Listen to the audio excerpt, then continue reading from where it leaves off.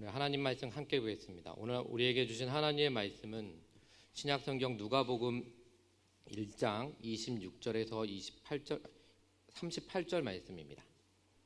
제가 가지고 있는 성경책으로 신약성경 86면 누가복음 1장 26절에서 38절 말씀 우리 한 절씩 한 절씩 교독하시겠습니다. 여섯째 달에 천사 가브리엘이 하나님의 보내심을 받아 갈릴리 나사렛이란 동네에 가서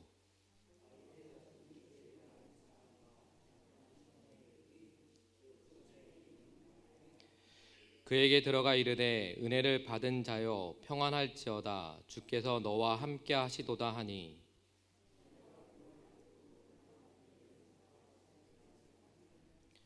천사가 이르되 마리아여 무서워하지 말라 내가 하나님께 은혜를 입었느니라.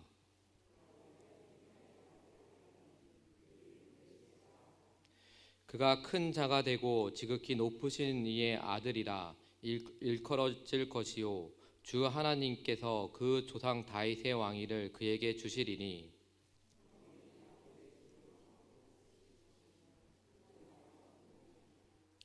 마리아가 천사에게 말하되 나는 남자를 알지 못하니 어찌 이 일이 있으리이까.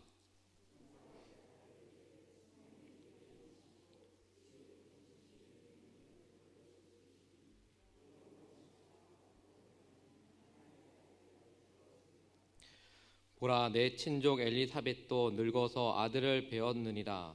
본래 임신하지 못한다고 알려진 이가 이미 6달이 되었나니 우리 함께 읽겠습니다. 마리아가 이르되 주여 여종이오니 말씀대로 내게 이루어지리이다 하매 천사가 떠나가니라.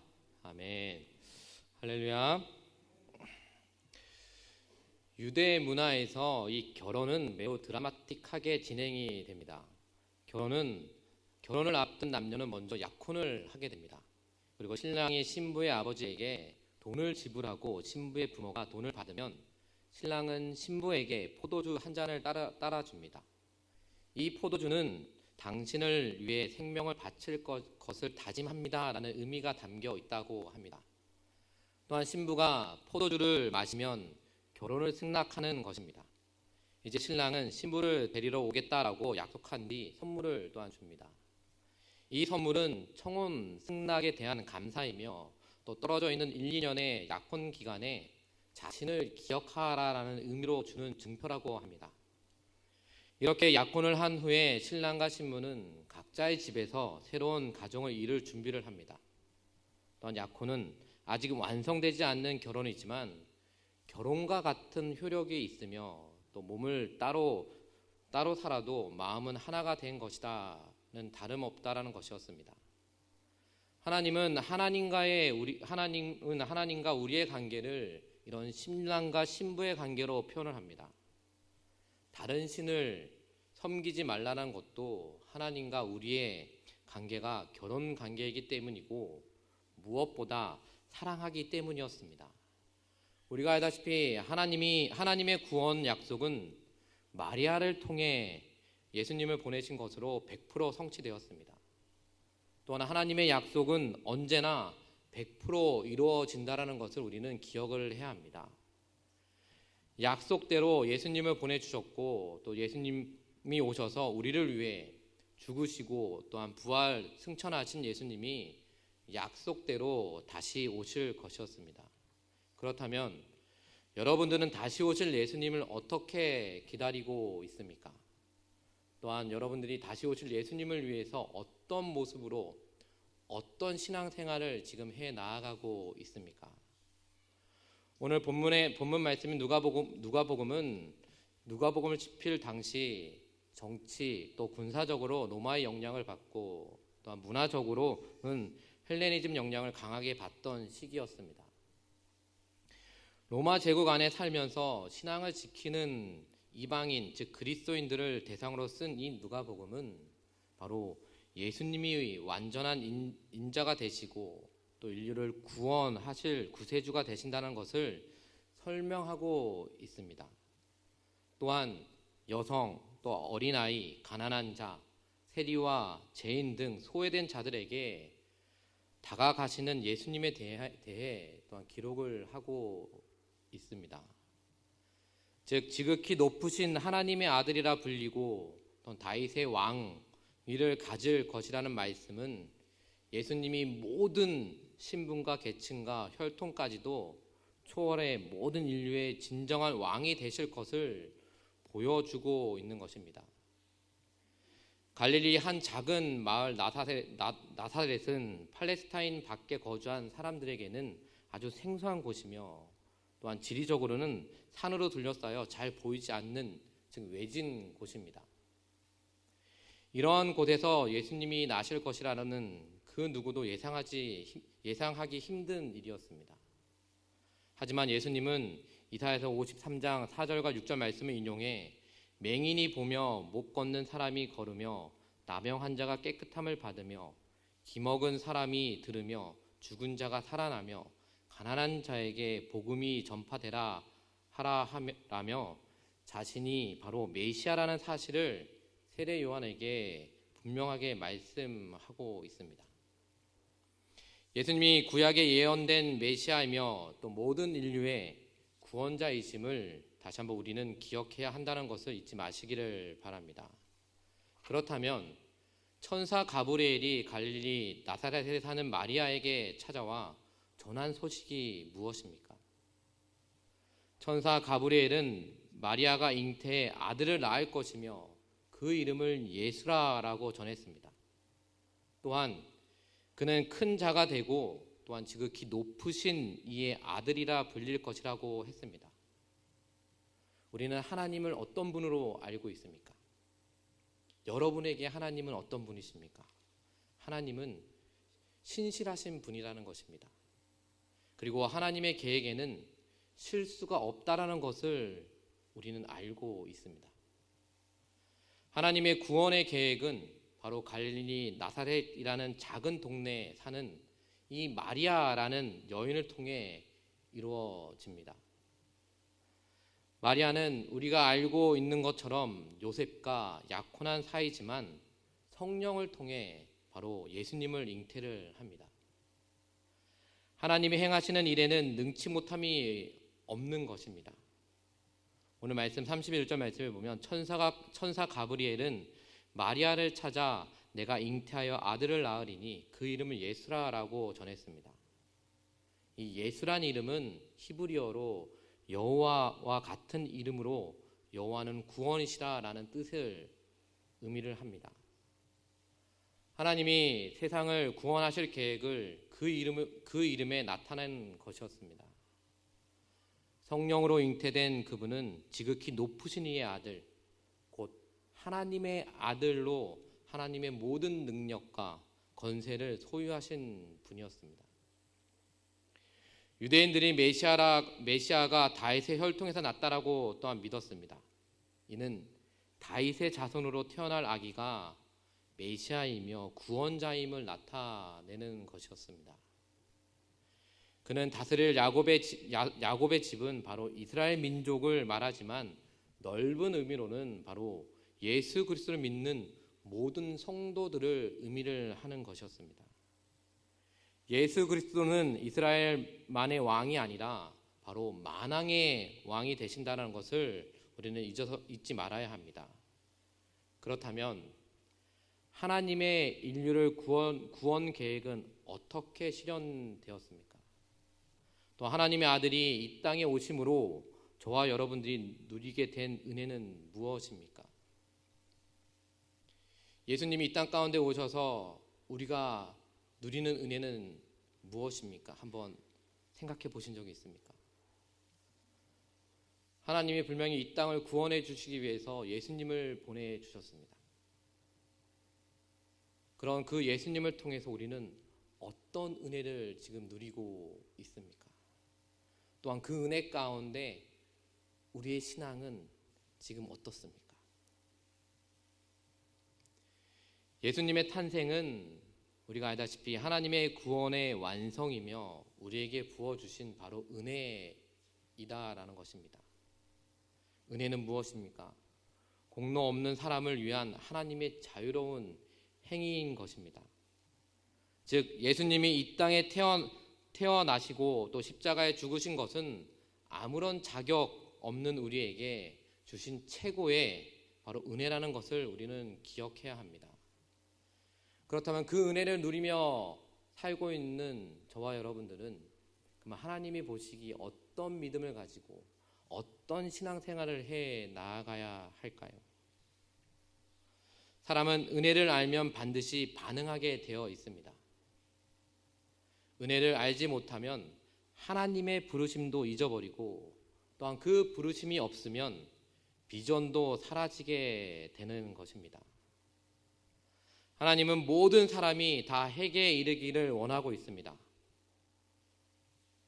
우리가 이번 한 주간 새길 말씀이지만도 베드로후서 3장 9절 말씀에 주의 약속은 어떤 이들은 더디다고 생각하는 것 같이 더딘 것이 아니라 오직 주께서는 너희를 대하여 오래 참으사 아무도 멸망하지 아니하고 다 회개하기에 이르기를 원하시니라 라고 말씀하고 있습니다.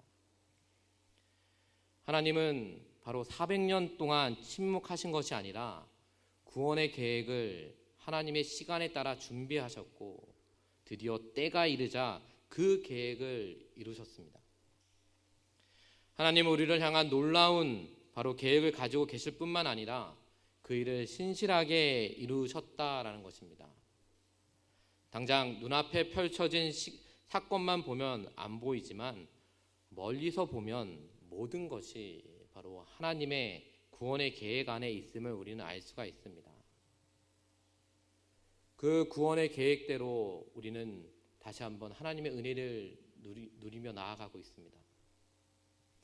그 은혜를 누리며 나아가는 저와 여러분들의 그 믿음 생활에 있어서 우리가 가장 소중하게 여겨야 될 것이 무엇이 있습니까? 오전에도 목사님께서 말씀해 주셨지만 바로 기도의 자리를 더 사모하며 나아가야 한다는 것입니다. 아니, 더욱더 경건한 모습으로 신앙생활을 해 나아가야 한다는 것입니다. 그렇다면 이 경건한 모습이 무엇입니까? 제가 청소년 예배를 드리면서 청소년부 아이들한테 물어봤는데 아무도 답을 못했습니다. 이 경건한 생활은 모든 예배와 또 하나님 말씀을 붙잡고 또 말씀을 묵상하고 또 그 말씀 붙잡은 그 말씀을 가지고 기도하며 나아가는 그런 신앙생활입니다. 그렇다면 여러분들은 경건 생활을 잘 하고 있습니까? 하나님이 여러분들에게 구원이라는 계획을 예수님을 통해서 부어주셨고 그 은혜 가운데 우리가 신앙생활에 나아가고 있지만도 경건 생활을 제대로 못해서 다시 한번 하나님 앞에 쓰러지는 영혼들이 많다라는 것입니다. 그러나 여기에 함께 예배드리며 나아가는 성도님들은 그러지 않았으면 좋겠습니다. 경건 생활을 통해서 다시 한번 하나님이 구원이라는 예수님을 통해서 부어주신 그 은혜를 마음껏 누리며 나아가는 우리 성도님들이 되시기를 주님의 이름으로 축원드립니다. 또한 천사는 마리아가 성령으로 잉태하여 하나님의 아들을 낳을 것이라고 전합니다. 이에 마리아는 어떤 반응을 했습니까? 마리아는 천사의 말에 주의 여종이 오니 말씀대로 내가 이루어지리라 라고 응답했습니다. 요셉과 마리아는 약혼한 사이였습니다. 즉 유대인의 혼인 문화에서는 남녀가 약혼한 후 신랑이 살 집을 예비하기 위해 떠났다가 불시에 다시 돌아온다고 합니다. 약혼은 혼인을 위한 약속이지만 실제로는 청혼과 같은 결속과 구속력을 가지고 있습니다. 따라서 천사 가브리엘을 통해 전달된 이 메시지는 인류를 향한 놀라운 은혜이지만 마리아 개인에게는 참으로 난감하고 어려운 일이었을 것입니다. 천사 가브리엘이 마리아에게 하나님의 은혜를 입었음을 알렸을 때 마리아는 어떤 모습이었습니까? 바로 두려움에 떨었습니다. 하지만 하나님의 계획과 메시아의 잉태라는 말에 인해 마리아는 순종하게 됩니다. 즉 38절 말씀에 주여 여종이오니 말씀대로 내가 이루어지리이다 라고 고백을 합니다. 즉 하나님의 뜻을 알게 된 이 마리아는 하나님의 계획이 자신을 통해 바로 이루어지도록 순종을 합니다. 고통을 겪게 되더라도 하나님을 높여드리기로 또한 마리아는 결심을 합니다. 마리아는 하나님의 계획보다 더 크고 놀라우신 하나님을 믿은 것이었습니다. 비록 약혼 중이었지만 성령을 통한 잉태 소식에 전능하신 하나님을 신뢰하며 또한 자신의 인생을 누구에게? 하나님께 맡깁니다. 이성과 상식을 내려놓고 내가 받아들일 일이 있다면 무엇이 있습니까? 또한 그 일에 담긴 하나님의 뜻은 무엇일까요? 우리가 믿음 생활하면서 오늘 마리아를 보고 있지만도 이 마리아가 두려움에 떨고는 있었지만도 하나님의 말씀에 순종하며 나아가는 모습을 우리가 보게 됩니다. 우리도 이와 같은 믿음을 가지고 지금 믿음 생활해 나아가고 있습니까? 하나님께서 여러분들에게 말씀하신 그 말씀에 100% 저는 순종하겠습니다 라고 믿음으로 고백하며 나아갈 수가 있습니까? 즉 하나님과 동행하는 사람은 하나님을 신뢰해야 합니다. 하나님의 계획에 환난과 어려움이 있다는 것은 예상하지 못해도 하나님의 신뢰하는 믿음으로 우리는 찬양과 감사를 드려야 한다라는 것입니다. 마리아는 바로 하나님이 전능하신 분이라는 사실을 잘 알았습니다. 전능하다라는 것은 절대 주권자라는 뜻이 있습니다. 절대 주권자는 모든 것을 다 알고 모든 것을 할 수 있으며 또한 시간과 공간에 제약받지 않고 자유롭다라는 것입니다. 하나님이 바로 그런 분이었다라는 것입니다. 마리아는 자신의 현실, 즉 약혼자가 있는 상황에서 그녀가 성령으로 잉태할 것이며 그 아기는 지극히 높으신 바로 하나님의 아들이라 일컬음을 받고 성령의 능력으로 덮으심을 받을 것이라 라고 약속을 받습니다. 나이가 많아 임신이 불가능했던 친척 엘리사벳이 바로 하나님의 능력으로 임신하게 된 일을 통해 이 마리아는 바로 하나님의 약속을 확신하며 하나님을 더 신뢰하게 됩니다. 자신의 모든 근심과 걱정을 바로 하나님께 맡기며 나아가고 있다는 것입니다. 마리아 같이 우리에게 근심 걱정이 있습니까? 그 모든 것들을 다 하나님께 맡기시길 바랍니다. 그런 믿음을 통해서 우리는 다시 한번 하나님을 더욱더 신뢰하며 나아갈 수 있다는 것을 우리는 깨달아야 합니다. 일반적으로 사람들은 현실적인 어려움이 올 때 하나님을 떠나게 됩니다. 그리고 이성적으로 상황에 대처하려고 합니다. 그러나 하나님의 전지전능하심을 믿는다면 우리의 걱정과 염려는 하나님의 것이 될 거라는 것을 우리는 믿어야 됩니다. 우리는 그런 믿음을 가지고 지금 신앙생활에 나아가고 있습니까? 아니면 그냥 이성적으로 하나님을 멀리하고 그냥 내 생각대로 내 마음대로 나아가고 있습니까? 저와 여러분들에게 필요한 것은 하나님만을 전적으로 신뢰하고 의지하는 것임을 기억하시길 바랍니다.